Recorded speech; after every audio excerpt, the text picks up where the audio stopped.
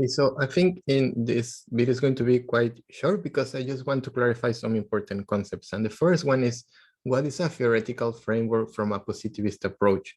Because the theoretical framework in an interpretivist approach is something a bit different. You will learn that in another lecture. But in the positivist approach, it relates to a set of interrelated variables, definitions, or propositions that specify relationships.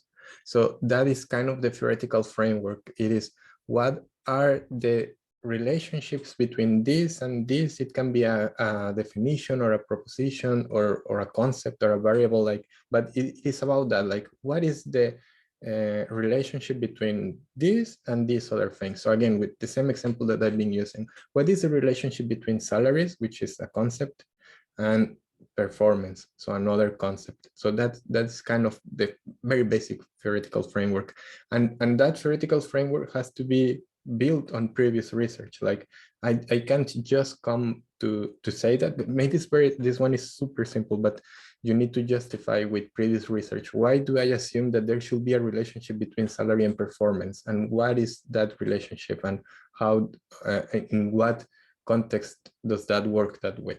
So that is kind of the theoretical framework. And here I mentioned variable, and variable is a super important thing for quantitative research. But a variable is a characteristic of a phenomenon that can be observed and measured, and this is critical: observed and measured.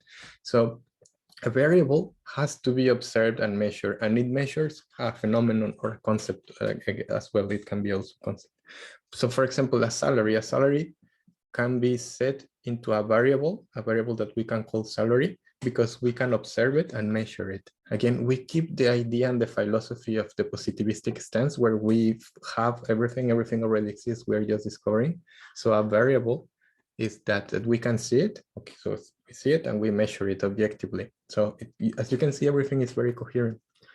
Then we have empirical evidence, and if I can also include the positivist approach, I will put it in here.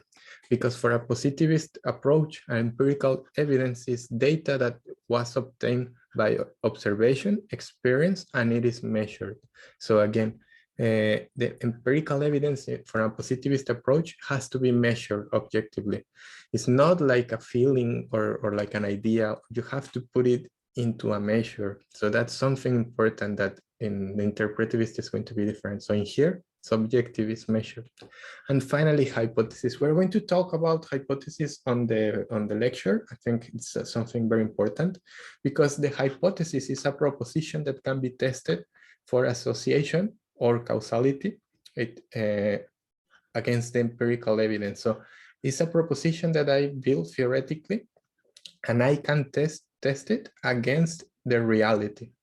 So if my theoretical framework says that if I have these salaries, it has an impact on performance. So the variables that I have is salary in Swedish crowns, like monthly salary, that is my variable for salary. And performance can be, I don't know, like goals, assists, I don't know, but if you're a defender, it's going to be different. Well, it's kind of difficult to find a variable. That's a challenge. We're going to talk about variables later, but you should find a variable about performance. Maybe, I don't know, like an expert assigns a number that can be like the performance variable, but quite a challenge, right?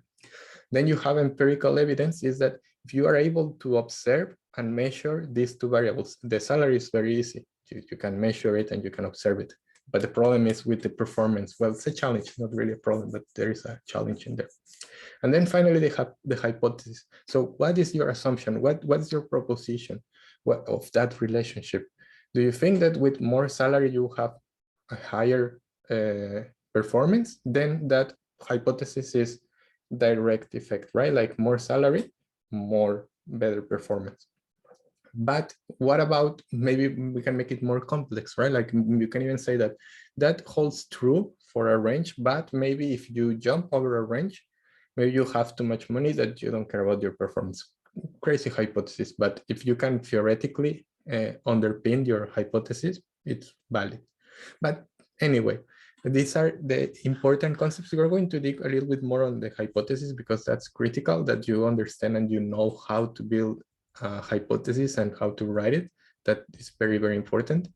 And then in the next video is also, but that's on the lecture. The next video, we move to variables because we need to talk about variables is something critical, like everything is critical.